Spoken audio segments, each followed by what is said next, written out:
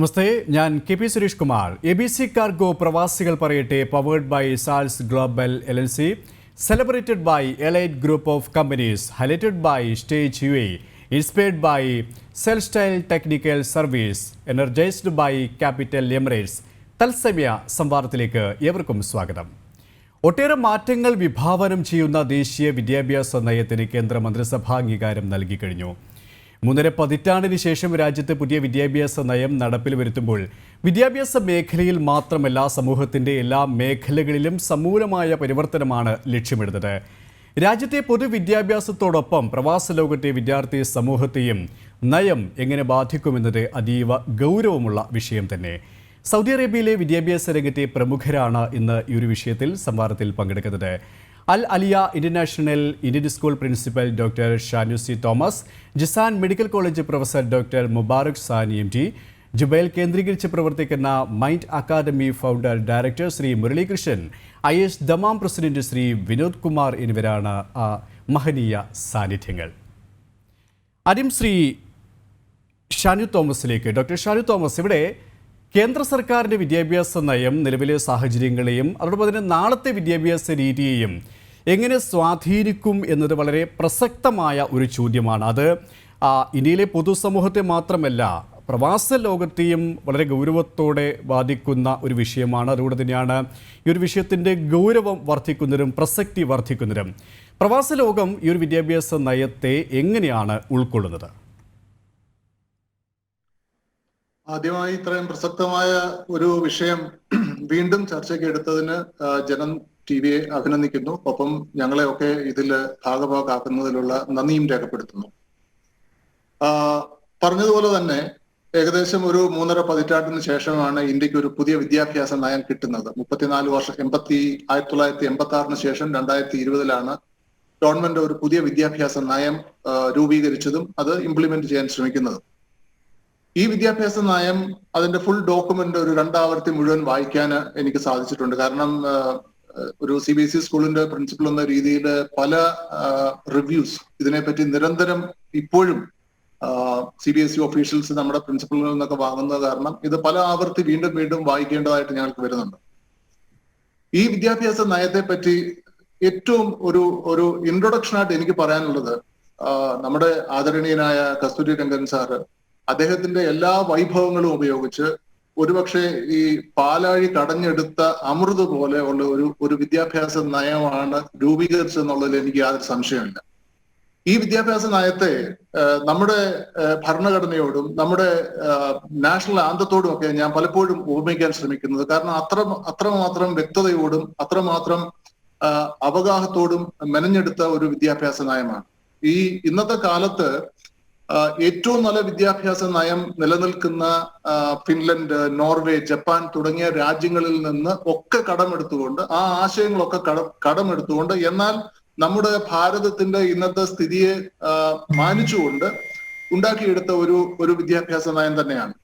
ഇതിനകത്ത് പ്രതിപാദിക്കുന്ന ഒരുപക്ഷെ പ്രധാനപ്പെട്ട പല കാര്യങ്ങളും ഇന്ന് ഗൾഫിലെ എൻ്റെ സ്കൂള് സഹിതം ഞങ്ങൾ ഓൾറെഡി പ്രാവർത്തികമാക്കിയ കാര്യങ്ങളാണ്. ഒന്നാമത്തെ കാര്യം എന്ന് പറയുന്നത് ഈ 10+2 എന്ന സിസ്റ്റം 5+3+3+4 എന്നുള്ളത് ഈ ഗൾഫിലെ പല സ്കൂളുകളും ഓൾറെഡി ഇംപ്ലിമെന്റ് ചെയ്ത ഒരു കാര്യമാണ്.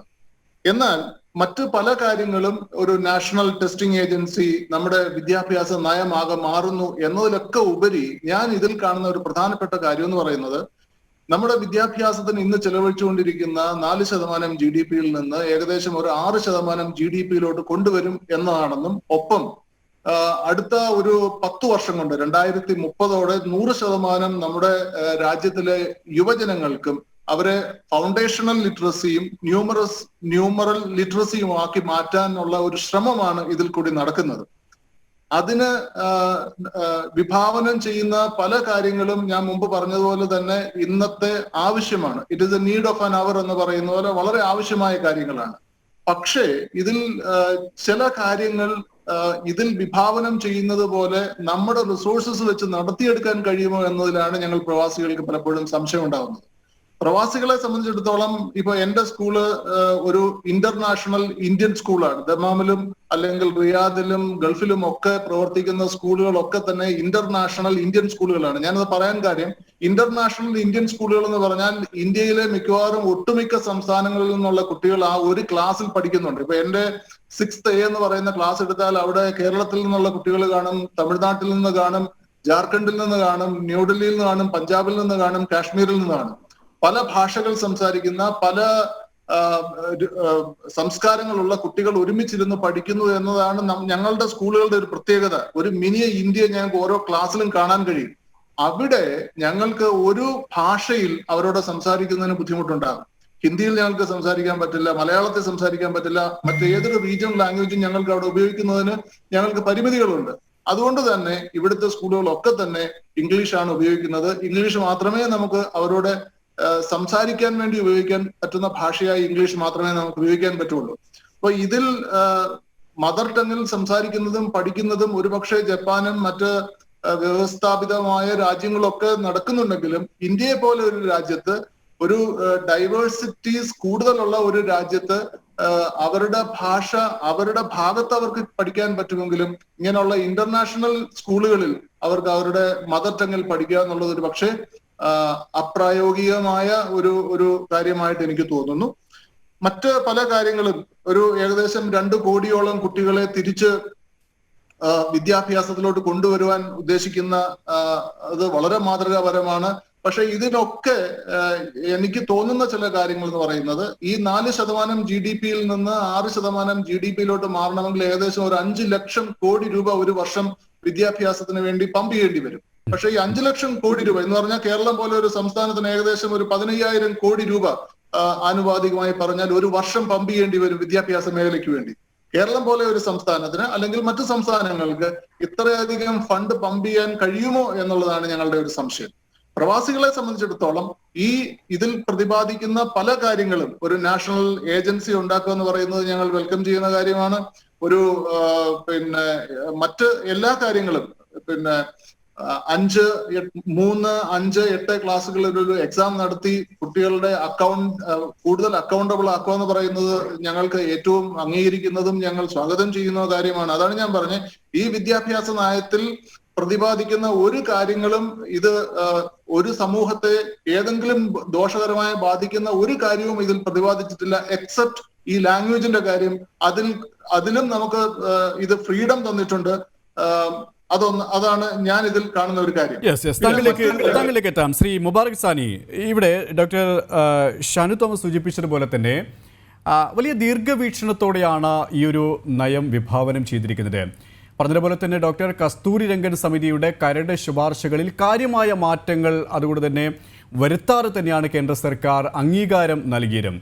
അതോടൊപ്പം തന്നെ ഈ മെഡിക്കൽ നിയമ മേഖലകളിൽ ഒഴികെ മുഴുവൻ ഉന്നത വിദ്യാഭ്യാസവും ഹയർ എഡ്യൂക്കേഷന് കീഴിൽ വരികയാണ്. വിദ്യാഭ്യാസ മേഖലയിൽ ഇത്തരം മാറ്റങ്ങൾ എത്രത്തോളം ചലനങ്ങൾ, പോസിറ്റീവായ ചലനങ്ങൾ സൃഷ്ടിക്കാൻ കഴിയുമെന്നാണ് താങ്കളുടെ ഒരു നിഗമനം? വളരെ നന്ദി. എന്തായാലും ജനൻ TV വളരെ നല്ല ഗൗരവമുള്ള ഒരു വിഷയത്തിൽ ഈ ചർച്ച സംഘടിപ്പിച്ചതിൽ ഏതായാലും വളരെ സന്തോഷം. വളരെ ഗൗരവമുള്ള ഒരു വിഷയമാണ്. കാരണം അത് ഇന്നത്തെ ഒരു പ്രശ്നമല്ല, നാളത്തേക്കുള്ള ഒരു പ്രശ്നമാണ്. നമ്മുടെ ഭാവി തലമുറയെ തന്നെ ബാധിക്കുന്ന വലിയ ഒരു പ്രശ്നമാണ് ചർച്ചക്ക് എടുത്തിട്ടുള്ളത്. അപ്പൊ അതിന് പ്രവാസികൾ എന്നുള്ള രീതിയിൽ ഇപ്പൊ അതിനെ ചുരുക്കി കാണാൻ കഴിയുമോ എന്നുള്ളത് സംശയം. അതൊരു ഭാഗം തന്നെയാണ്, പക്ഷെ അതൊരു വളരെ ചെറിയ ഭാഗമാണ്. പക്ഷെ ഇന്ത്യ രാജ്യത്തിനെ മൊത്തം ബാധിക്കുന്ന തരത്തിലേക്കുള്ള ഒരു വിദ്യാഭ്യാസ നയം എന്ന് പറയുമ്പോൾ ഒരുപാട് വിദ്യാഭ്യാസ നയങ്ങളും അതിനുള്ള പഠനങ്ങളും റിപ്പോർട്ടുകളും ഒക്കെ നമ്മൾ കണ്ടിട്ടുണ്ട്. പണ്ട് മുതലേ ഉള്ള ഒരുപാട് റിപ്പോർട്ടുകളുണ്ട്, പഠനങ്ങളുണ്ട്, നയങ്ങളുണ്ട്. പക്ഷെ എല്ലാ പഠനങ്ങളും നയങ്ങളും ഒക്കെ ഉണ്ടാവുമ്പോൾ അടിസ്ഥാനപരമായിട്ട് ഞാൻ ഇവിടെ നേരത്തെ നമ്മുടെ സുഹൃത്ത് ഷാനു തോമസ് വളരെ വിശദമായിട്ട് ഏതാണ്ട് 7 മിനിറ്റോളം അദ്ദേഹം സംസാരിച്ച് അതിനെ വളരെ നന്നായിട്ട് ഇവിടെ അവതരിപ്പിച്ചു. പക്ഷെ എനിക്ക് പറയാനുള്ളത്, നമ്മൾ ഒരു കാര്യവും അതിന്റെ പുറമേയുള്ള ഭംഗി കണ്ടിട്ട് അതിൽ മതിമറന്ന് ആഹ്ലാദിക്കേണ്ട കാര്യമില്ല എന്നുള്ളതാണ് എനിക്ക് തോന്നുന്നത്.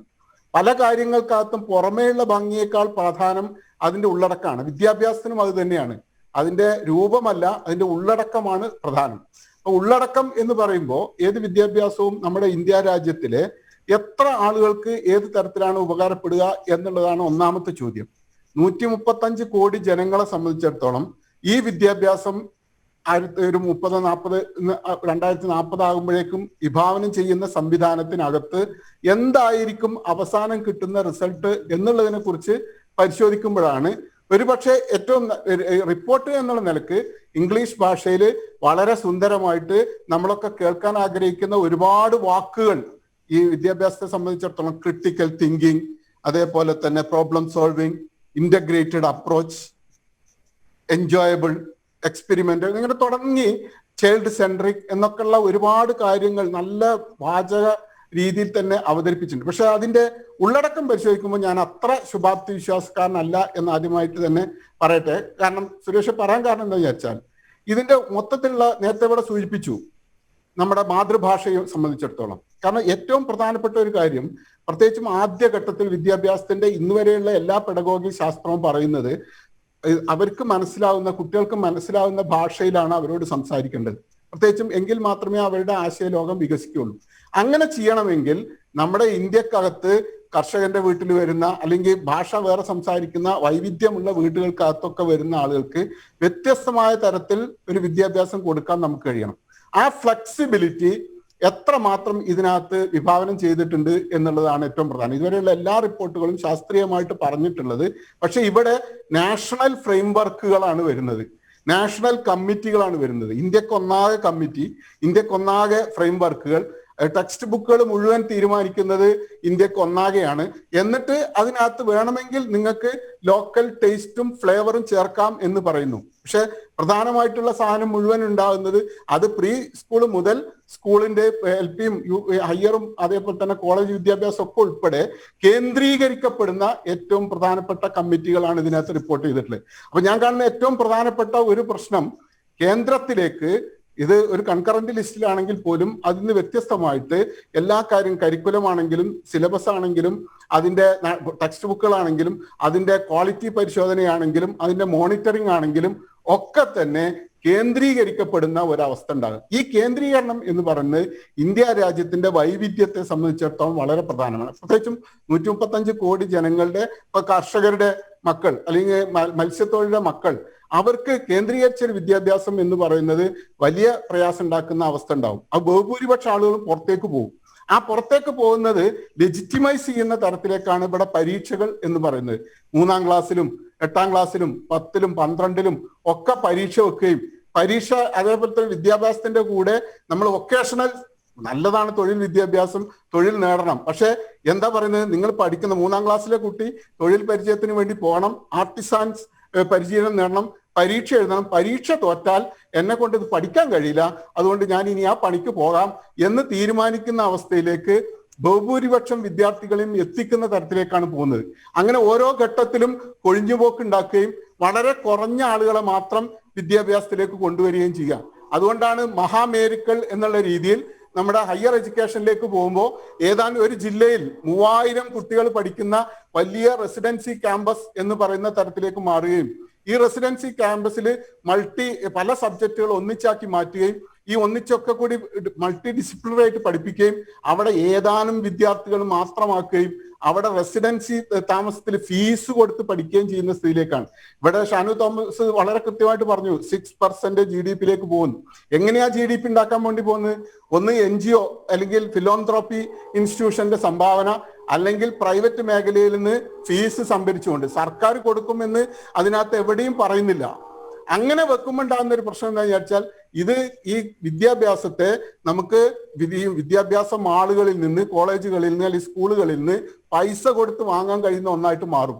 അങ്ങനെ മാറുമ്പോൾ സ്വാഭാവികമായിട്ടും കുറെ ആളുകൾ അത് കിട്ടാത്ത ആളുകളും കുറെ അത് കിട്ടുന്ന ആളുകളുമായിട്ട് മാറും. താങ്കൾ സൂചിപ്പിച്ചതുപോലെ തന്നെ ചില ആശങ്കകൾ, താങ്കൾ പങ്കുവച്ചതുപോലെ തന്നെ ചില ആശങ്കകൾ ഇതുമായി ബന്ധപ്പെട്ട് ഉയർന്നു വരുന്നുണ്ട്. സ്വാഭാവികം. കാരണം ഒരു പുതിയ നിർദ്ദേശമാകുമ്പോൾ, ഒരു പുതിയ നയമാകുമ്പോൾ അത് എത്രത്തോളം പ്രായോഗികമായിരിക്കും, എത്രത്തോളം നമ്മുടെ പൊതുസമൂഹത്തെ ബാധിക്കും എന്ന സംശയങ്ങൾ സ്വാഭാവികം. പക്ഷേ അത്തരത്തിലുള്ളൊരു ആശങ്കയ്ക്ക് ഇടയില്ല എന്നാണ് നമുക്ക് വിദ്യാഭ്യാസ വിദഗ്ധരുടെ ഭാഗത്ത് നിന്നടക്കം ഇതിനൊക്കെ മനസ്സിലാക്കാൻ സാധിക്കുന്നുണ്ട്. കാരണം ഒരു ദീർഘവീക്ഷണത്തോടെയുള്ള സമീപനം ചില പ്രശ്നങ്ങൾ പ്രയോഗവൽക്കരിക്കുമ്പോൾ ഉണ്ടാകുമ്പോഴും പക്ഷേ അത് നാളെ കൂടി വിഭാവനം ചെയ്തുകൊണ്ടുള്ള ഒരു നിർദ്ദേശമാണ്, നയമാണ് എന്നാണ് നമുക്ക് ഇതുമായി ബന്ധപ്പെട്ട് അറിയേണ്ടത്. ശ്രീ മുരളീകൃഷ്ണൻ, ഇവിടെ ഡോക്ടർ മുബാറക് സാനി അടക്കം സൂചിപ്പിച്ച ഒരു കാര്യമുണ്ട്.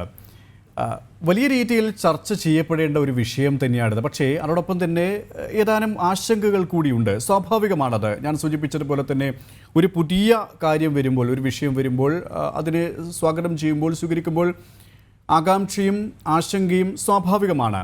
പക്ഷേ ദീർഘവീക്ഷണത്തോടെയുള്ള നയമാണ് ഇത് എന്ന രീതിയിൽ തന്നെയാണ് സമർത്ഥിക്കാൻ സാധിക്കുക. ആ രീതിയിൽ തന്നെയാണ് ഡോക്ടർ കസ്തൂരി രംഗൻ അടക്കം ഇത് വിഭാവനം ചെയ്തതും നിരവധി വിദ്യാഭ്യാസ വിദഗ്ധരടക്കം ഇതിനെ പ്രകീർത്തിക്കുന്നതും. കാരണം രാഷ്ട്രീയ നേതൃത്വം തന്നെ സ്വാഗതം ചെയ്ത ഒരു നയം തന്നെയാണിത്, സംശയമില്ല.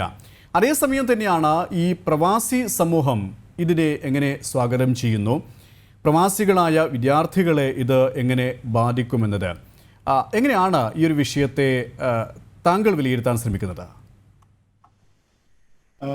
നമസ്കാരം. ആദ്യമേ തന്നെ ഈ പരിപാടിയിലേക്ക് ക്ഷണിച്ചതിനും നന്ദി. അതോടൊപ്പം ഇത്രയും വളരെ പ്രധാനപ്പെട്ട ഒരു വിഷയം ഇന്ന് ചർച്ചയ്ക്കെടുത്തതിന് അതിലേറെ നന്ദി. നമുക്കറിയാം, നമ്മൾ ഇന്ത്യക്കാര് പൊതുവെ വിദ്യാഭ്യാസത്തിന് വളരെയധികം ഇമ്പോർട്ടൻസ് കൊടുക്കുന്ന ആളുകളാണ്. അതിൽ തന്നെ നമ്മൾ മലയാളികൾ വിദ്യാഭ്യാസം എന്ന് പറയുമ്പോൾ നമ്മൾ വളരെയധികം ഇമ്പോർട്ടൻസ് കൊടുക്കുന്നതാണ്. അതോടൊപ്പം നമ്മൾക്ക് എല്ലാവരും സംസാരിച്ച പോലെ ഒരു 3.5 പതിറ്റാണ്ടിന് ശേഷമാണ് നമുക്ക് ഒരു പുതിയ പോളിസി വരുന്നത്. അപ്പൊ ഇപ്പൊ അറിയാം, നമുക്ക് എവറി ഡേ പുതിയ പുതിയ കാര്യങ്ങളാണ് വരുന്നത്. പക്ഷെ നമ്മുടെ വിദ്യാഭ്യാസ നയം മാറ്റിയിട്ട് 3.5 പതിറ്റാണ്ടായി എന്ന് പറയുമ്പോൾ തന്നെ നമുക്കറിയാം എത്രമാത്രം നമ്മൾ മാറേണ്ടിയിരിക്കുന്നു. ഇതില് മെയിൻ ആയിട്ട് നമ്മൾ നോക്കുകയാണെങ്കിൽ 3 കാര്യങ്ങളാണുള്ളത്. ഒന്ന്, നമുക്കെല്ലാം നമ്മളെല്ലാവരും പറയാറുണ്ട് every child is unique, every person is unique എന്ന് പറയാറുണ്ട്. അപ്പൊ ഈ ഒരു പുതിയ നയത്തില് ഒരു കുട്ടിക്ക് എത്രത്തോളം ആ കുട്ടി യുണീക്ക് ആണോ, ആ യുണീക്നെസ്സിന് കാറ്റർ ചെയ്യാനുള്ള എല്ലാ എലിമെന്റ്സും അതിൽ കാണുന്നുണ്ട്. അതേപോലെ തന്നെ ഒരു ഹോളിസ്റ്റിക് ഡെവലപ്മെന്റ് ഇപ്പോ എന്ന് വെച്ച് കഴിഞ്ഞാൽ ഒരു ഹോളിസ്റ്റിക് ഡെവലപ്മെന്റ് അല്ല നടക്കുന്നത്. ഇപ്പോഴത്തെ വിഷയത്തില് ഒരു പെർട്ടിക്കുലർ സെറ്റിന് മാത്രമുള്ള ഒരു ഡെവലപ്മെന്റ് മാത്രമേ നടക്കുന്നുള്ളൂ, ഹോളിസ്റ്റിക് ഡെവലപ്മെന്റ് നടക്കുന്നില്ല.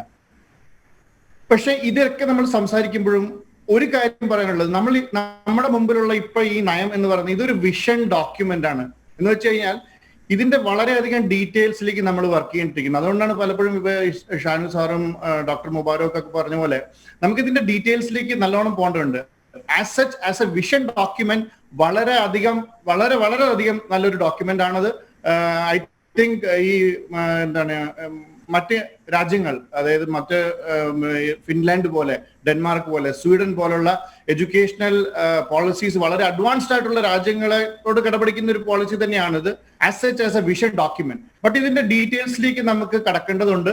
ഡീറ്റെയിൽസിലേക്ക് കടന്നു കഴിഞ്ഞാൽ മാത്രമാണ് എനിക്ക് തോന്നുന്നു ഈ പറഞ്ഞ പോലുള്ള പ്രശ്നങ്ങൾ പലതും നമുക്ക് കൈകാര്യം ചെയ്യേണ്ടി വരും, എന്നിട്ട് തന്നെ മുന്നോട്ട് കൊണ്ടുവരും. പക്ഷെ നമുക്കിപ്പോൾ പറഞ്ഞ പോലെ ഫ്യൂച്ചർ നോക്കി സംസാരിക്കുകയാണെങ്കിൽ കുട്ടികൾക്ക് വേണ്ട വളരെ നല്ല എലിമെന്റ്സ് ഉണ്ട്. ഫോർ എക്സാമ്പിൾ, ഫ്ലെക്സിബിലിറ്റി ഒരു കീ ഓപ്ഷൻ ആണിത്. കുട്ടികൾക്ക് വേണ്ട സബ്ജക്ട്സ് സെലക്ട് ചെയ്യാം. പണ്ട് ആർട്സ് വേറെ സയൻസ് വേറെ കണ്ടിരുന്നെങ്കിൽ ഇന്ന് ആർട്സും സയൻസും വൊക്കേഷണലും നോൺ വൊക്കേഷണലും കരിക്കുലർ നോൺ കരിക്കുലർ എല്ലാം കൂടെ ഒന്നിച്ചാണ്. അപ്പൊ കുട്ടികൾക്ക് സെലക്ട് ചെയ്യാനുള്ള ഓപ്ഷൻ ഉണ്ട് അതിനകത്ത്. പിന്നെ എക്സാമിന്റെ കാര്യം പറയാം. നമ്മളിപ്പോ എത്ര സ്ട്രെസ് എടുത്തിട്ടാണ് കുട്ടികൾ എക്സാം എഴുതുന്നത്. ഇനി വരാൻ പോകുന്ന എക്സാം വെറുതെ മെമ്മറൈസ് ചെയ്ത് പോകാനുള്ള എക്സാം അല്ല, അതിന് പകരം ആപ്ലിക്കേഷൻ, പഠിച്ച കാര്യങ്ങൾ എങ്ങനെ അപ്ലൈ ചെയ്യാം, വാട്ട് ഈസ് ദ ലേണിംഗ്, അല്ലാതെ വെറുതെ മെമ്മറൈസ് ചെയ്ത് പോയി എഴുതുന്നല്ല. ആ ഒരു ലെവലിലേക്കാണ് എക്സാം പോകുന്നത്. മാത്രമല്ല കുറച്ചും കൂടി സിംപ്ലിഫൈ ചെയ്യാൻ പോകണം. അപ്പൊ എഡ്യൂക്കേഷൻ ഒരു ഫൺ പ്രോസസ് ആയിട്ട് മാറാൻ പോവാണ്. അതേപോലെ റിപ്പോർട്ട് കാർഡിന്റെ കാര്യം പറയുകയാണെങ്കിൽ പുതിയ പോളിസിയിൽ റിപ്പോർട്ട് കാർഡ് പറയുന്ന ഒരു 360 ഡിഗ്രി അപ്രോച്ച് ആണ് റിപ്പോർട്ട് കാർഡ്. അതായത് കൂടെ പഠിക്കുന്ന കുട്ടികൾ വിലയിരുത്തും, ടീച്ചേഴ്സ് വിലയിരുത്തും. അങ്ങനെ ഒരു ഹോളിസ്റ്റിക് ആയിട്ടുള്ള ഒരു ഡെവലപ്മെന്റ് ആണ് ഇത് എയിം ചെയ്യുന്നത്, ഈ ഒരു പുതിയ policy. But all said and done ഇതൊരു വിഷൻ ഡോക്യുമെന്റ് ആണ് ഇപ്പോ. അപ്പോ ഇതിന്റെ ഫ്രെയിം വർക്ക് വരുന്നതിനനുസരിച്ച് ഓരോ മേഖലയിലും ഈ പോളിസി എങ്ങനെയാണ് നമ്മൾ ഇംപ്ലിമെന്റ് ചെയ്യാൻ പോകുന്നത് അനുസരിച്ചിരിക്കും. അപ്പൊ ഇതിൽ ഞാൻ കാണുന്ന ഒരു 1-2 ചലഞ്ചസ്, ഈ പറഞ്ഞ പോലെ പോളിസി വളരെ മനോഹരമാണ്. അപ്പൊ ഇത് ഇംപ്ലിമെന്റ് ചെയ്യാൻ പോകുമ്പോൾ അതിനനുസരിച്ചുള്ള ഒരു കേപ്പബിലിറ്റി ഉണ്ടാവണം in terms of money, in terms of infrastructure. അപ്പൊ ഇംപ്ലിമെന്റേഷൻ ഒരു വലിയ ചലഞ്ചാണ്. രണ്ടാമതൊരു ചലഞ്ച് ഞാൻ ഇതിൽ കാണുന്നത് സ്കില്ലിംഗ് ഓഫ് ടീച്ചേഴ്സ്. ഇപ്പൊ നമ്മൾ പറയും 21st സെഞ്ചുറി എയിം ചെയ്താണ് ഇത് ഡെവലപ്പ് ചെയ്യുന്നത്. ഇപ്പൊ 21st സെഞ്ചുറി എയിം ചെയ്ത് നമ്മൾ ഒരു കോഴ്സ് കരിക്കുലം സെറ്റ് ചെയ്യുകയാണെങ്കിൽ എന്റെ ഒരു അഭിപ്രായത്തിൽ teachers has to be from 22nd സെഞ്ചുറിയിൽ ടീച്ചേഴ്സ് എങ്കിലും ആയിരിക്കണം, എങ്കിൽ മാത്രമാണ് കുട്ടികളെ കൈപിടിച്ച് ഉയർത്താൻ പറ്റുക. അപ്പൊ ടീച്ചേഴ്സിന്റെ സ്കിൽ എൻഹാൻസ് ചെയ്യാനുള്ള ഒരു വളരെയധികം നല്ലൊരു ശ്രമം ഉണ്ടെങ്കിൽ മാത്രമാണ് ഇത് പ്രോഗ്രസീവായിട്ട് പോവുകയും അതിന്റെ ഒരു ബെനിഫിറ്റ് കിട്ടുകയും ചെയ്യും. But as A policy, as A vision document വളരെ വളരെ പോസിറ്റീവ് ആയിട്ടൊരു ഡോക്യുമെന്റ് ആണ്. അതിന്റെ ചലഞ്ചസ് എന്ന് വെച്ച് കഴിഞ്ഞാൽ ഈ പറഞ്ഞ പോലെ ഇതിന്റെ ഇംപ്ലിമെന്റേഷൻ ഇതൊരു വലിയ ചലഞ്ചാണ്. ഇപ്പോ ഇനി NRI പെർസ്പെക്റ്റീവ് വന്നു കഴിഞ്ഞാൽ പൊതുവേ NRIക്ക് ഒരു ഡിഫറെന്റ് പെർസ്പെക്റ്റീവ് ഉണ്ടാവേണ്ട കാര്യമില്ല. കാരണം ഇതിപ്പോ ഒരു വിഷൻ ഡോക്യുമെന്റ് ആണ്, നമ്മളൊന്നും ഇംപ്ലിമെന്റ് ചെയ്തിട്ടില്ല. പക്ഷെ എങ്കിൽ പോലും നമ്മൾ ഇപ്പോഴത്തെ എഡ്യൂക്കേഷൻ സിസ്റ്റം വെച്ചിട്ട് തന്നെ NRIസിനെ ഫേസ് ചെയ്യുന്ന ഒരുപാട് ഇഷ്യൂസ് ഉണ്ട്. അതേപോലുള്ള ചലഞ്ചസ് ഇപ്പൊ പറഞ്ഞ പോലെ ക്വാളിറ്റി ഓഫ് ടീച്ചേഴ്സ് ഒരു ചലഞ്ച് ആണ് NRIസിന്. കാരണം പലരും ഇവിടെ റിക്രൂട്ട് ചെയ്ത് കൊണ്ടുവരാൻ പറ്റില്ല, ഇവിടെ ഉള്ളവരെ വെച്ചാണ് നമ്മളൊരു അപ്പൊ ഇനിയിപ്പോ പുതിയ പോളിസിയിൽ ഇനിയും സ്കിൽഡ് ആയിട്ടുള്ള ടീച്ചേഴ്സ് വേണ്ടി വരും എന്ന് പറയുമ്പോൾ അവിടെ ടീച്ചേഴ്സിന്റെ ക്വാളിറ്റി ഒരു പ്രശ്നമാണ്. അത് ഫസ്റ്റ് ഓഫ് ഓൾ ഇന്ത്യയിൽ അത് എങ്ങനെ ടാക്കിൾ ചെയ്യുന്നു എന്നുള്ള ഒരു ഇഷ്യൂ ഉണ്ട്. അത് ടാക്കിൾ ചെയ്താൽ തന്നെ അത് NRIസിനെ എങ്ങനെ അഫക്ട് ചെയ്യും എന്നുള്ളതിന്റെ ഒരു ഇഷ്യൂ കൂടെ ഉണ്ട്. അപ്പോ ഈ വളരെയധികം പോസിറ്റീവ് ആയിട്ടുള്ള ഡോക്യുമെന്റ് ആണെങ്കിൽ പോലും ഇതിന്റെ ഇംപ്ലിമെന്റേഷന് വളരെയധികം ശ്രദ്ധ ചെലുത്തുന്നത് അതിന്റെ ഇംപ്ലിമെന്റേഷൻ ആണ്. അവിടെയാണ് ചില ആശങ്കകൾ ഉള്ളത്. ശ്രീ വിനോദ് കുമാർ ഇവിടെ പറഞ്ഞ പോലെ തന്നെ വിദ്യാർത്ഥികളെ ബാധിക്കുന്ന ഒരു വിഷയമാണിത്. ഈ വിദ്യാർത്ഥികളെ ബാധിക്കുന്ന ഒരു വിഷയമാകുമ്പോൾ അതിനെ ഏറ്റവും ആകാംക്ഷയോടെ താല്പര്യത്തോടെ സമീപിക്കുന്നത് മാതാപിതാക്കൾ തന്നെയാണ്, രക്ഷകർത്താക്കൾ തന്നെയാണ്. രക്ഷകർത്തൃ സംഘടനയുടെ പ്രതിനിധി എന്ന നിലയിൽ എങ്ങനെയാണ് താങ്കളുടെ ഒരു വിലയിരുത്തൽ? നമസ്കാരം. ഈ ജനൻ TV നടത്തുന്ന ഈ എഡ്യൂക്കേഷൻ റിലേറ്റഡ് ചർച്ചകളിൽ തുടർ ചർച്ചയിൽ പങ്കെടുക്കാൻ പറ്റിയതിൽ സന്തോഷമുണ്ട്. ഒരു പാരന്റ് എന്ന നിലയിൽ ഇപ്പോൾ ഈ സൗദിയിലെ ഓൺലൈൻ വിദ്യാഭ്യാസത്തിൽ കൊറോണ കാലത്തുള്ള ചില പ്രശ്നങ്ങളുണ്ട്. എന്നാലും സ്റ്റുഡൻസും ടീച്ചേഴ്സും അതുമായിട്ട് ഉൾക്കൊള്ളുന്നുണ്ട്, അവർ എക്സ്പെർട്ടായി എന്ന് തന്നെ പറയാം. ചർച്ചയിൽ പോകുന്നതിന് മുമ്പ് എൻ്റെ കൂടെ ഇരിക്കുന്ന 3 അധ്യാപക സുഹൃത്തുക്കൾക്ക് advance wishes, happy teachers day. ഈ പുതിയ എഡ്യൂക്കേഷൻ പോളിസിയിൽ ഈ നമ്മുടെ ഇവിടെയുള്ള പാരന്റ് സമൂഹത്തിന് ചെറിയൊരു കൺസേൺ ഉണ്ട്. എന്താണെന്നുള്ള ഒരു ക്ലാരിറ്റി കുറവ്. നേരത്തെ മുബാറക് സാർ പറഞ്ഞ മാതിരി as a whole it is very good, നല്ല കവറാണ്.